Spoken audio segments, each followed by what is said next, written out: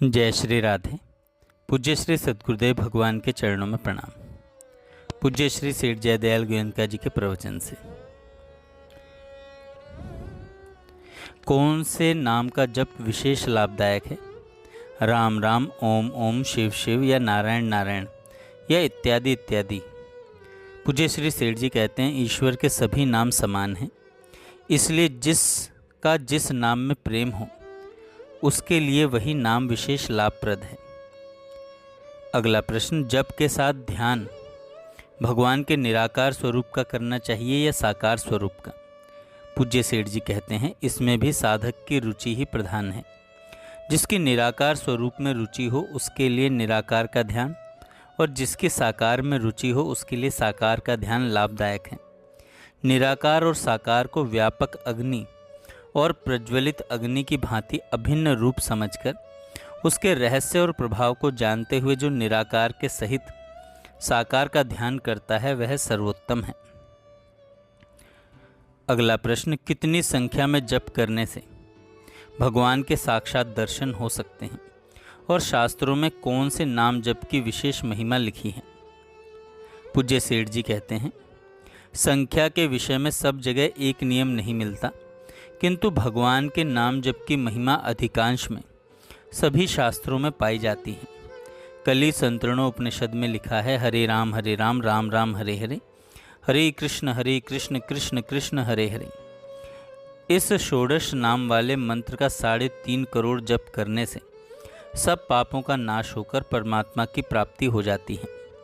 रामायण में श्री राम नाम की, श्रीमद् भागवत में श्री कृष्ण आदि नामों की और महाभारत में गोविंद, हरि, नारायण, वासुदेव आदि बहुत से नामों की तथा श्रुति स्मृतियों में ओम, तत्सत आदि नामों के जप की विशेष महिमा लिखी है।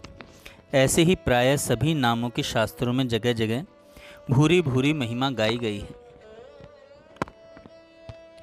कली के अत्यंत उग्र पाप जो कि मनुष्यों को नरक की पीड़ा देने वाले हैं, श्री कृष्ण का एक बार भी भली प्रकार स्मरण करने से तुरंत विलीन हो जाते हैं। श्री गोविंद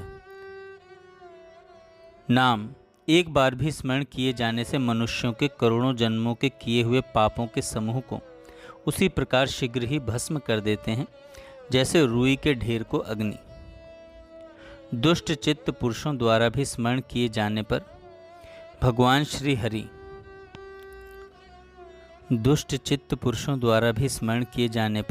श्री हरि उनके समस्त पापों को हर लेते हैं, जैसे अग्नि अनिच्छा से स्पर्श करने पर भी जला ही डालती है। हरि के नाम का जप करने से जितने पाप नष्ट हो सकते हैं उतने पाप संसार में हैं ही नहीं। इसलिए अधिक पापों के भय से अन्य प्रायश्चित्तों का कारण व्यर्थ बतलाया है। हे मुनि श्रेष्ठ, भगवान के नाम का जप करने वाला मनुष्य यदि आचारहीन, भक्तिहीन तथा निंदनीय भी है तो भी उसको क्या भय है, क्योंकि नारायण शब्द के उच्चारण मात्र से वह पाप रहित होकर परम अविनाशी गति को प्राप्त हो जाता है।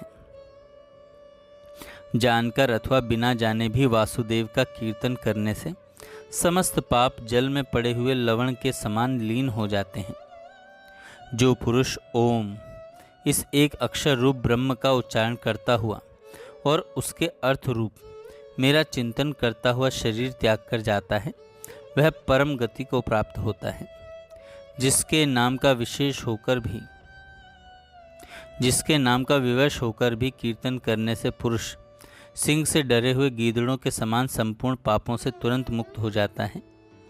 यहाँ तक भी लिखा है कि एक हरि के नाम के जप से ही संपूर्ण पापों का नाश हो जाता है। जिसने एक बार भी हरि इन 2 अक्षरों का उच्चारण किया है उसने मानो मोक्ष की ओर जाने के लिए कमर कस ली है। इस प्रकार नाम के जप की महिमा शास्त्रों में स्थल स्थल पर भरी पड़ी है। लेख का कलेवर बढ़ जाने के संकोच से शास्त्रों के वाक्यों का विस्तृत उल्लेख नहीं किया गया है। हरि के नाम की महिमा को अर्थवाद नहीं समझना चाहिए। जो कुछ महिमा शास्त्रों में लिखी है वह ध्रुव सत्य है, परंतु श्रद्धा और प्रेम की कमी के कारण नाम का प्रभाव समझ में नहीं आता तथा फल भी पूरा नहीं मिलता। ईश्वर की प्राप्ति के विषय में संख्या का नियम सब जगह ठीक ठीक लागू नहीं पड़ता। प्रेम और श्रद्धा जिसमें जितनी अधिक होती है उसको उतनी ही जल्दी भगवत प्राप्ति होती है। यदि कहो कि फिर संख्या की क्या आवश्यकता है, यह ठीक है, पर इसमें शास्त्र का विधान है एवं जब भी अधिक बन जाता है इसलिए भी संख्या सब प्रकार से लाभदायक है। किंतु भगवान की प्राप्ति के लिए संख्या का ठेका नहीं करना चाहिए। ठेका करने वाला सच्चा भक्त नहीं है। जो भगवान की प्राप्ति से भी बढ़कर भगवान के प्रेम को एवं भजन को समझता है वही भगवान के नाम के प्रभाव को जानने वाला सच्चा भक्त है। क्योंकि प्रेम और श्रद्धा पूर्वक निष्काम भाव से किया हुआ भगवान का भजन भगवान से भी बढ़कर है। तब फिर भगवान से मिलने के लिए भगवान के नाम जप की संख्या का ठेका करना भारी भूल नहीं तो और क्या है। राग, द्वेष, ममता और अभिमान को छोड़कर निंदा, स्तुति, मान अपमान को समान समझता हुआ जो पुरुष परवाह छोड़कर भगवान के भजन ध्यान में मस्त हुआ विचरता है वही पुरुष मुक्त है। अगला प्रश्न, भगवत प्राप्ति को कोई कोई तो बहुत ही कष्ट साध्य बतलाते हैं। पूज्य सेठ जी कहते हैं भगवत प्राप्ति कष्ट साध्य भी है और सुख साध्य भी है। जो कष्ट साध्य मानते हैं उनके लिए कष्ट साध्य है और जो सुख साध्य मानते हैं उनके लिए सुख साध्य है।